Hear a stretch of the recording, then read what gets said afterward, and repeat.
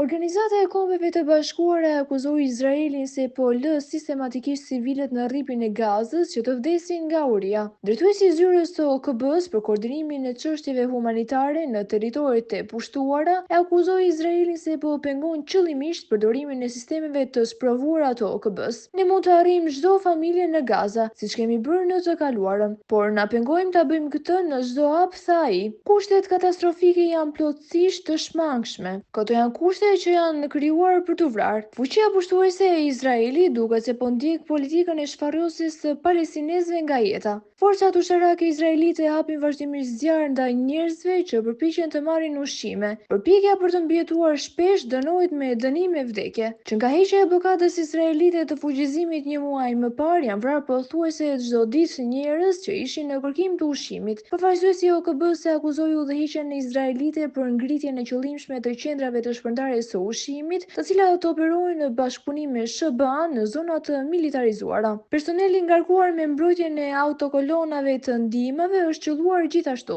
Viktimat shpesh kanë qenë në vende ku nuk arrinin të depërtonin ambulancat. Gjithashtu nuk ka mjaftueshëm ujë të pijshëm. Nga njëra anë sepse nuk ka karburant për pompat, nga ana tjetër se disa puse janë të paarritshme për shkak të situatës së rrezikshme. Ujërat e zeza derdhen në rrugë dhe po përhapin sëmundje. Objekteve mjekësore që kanë mbetur pa u shkatëruar u mungojnë gjithashtu mjetet për nevojat më themelore. Popullsia është përqendruar në 17% të territorit të rripit të Gazës, tha përfaqësuesi i OKB-s.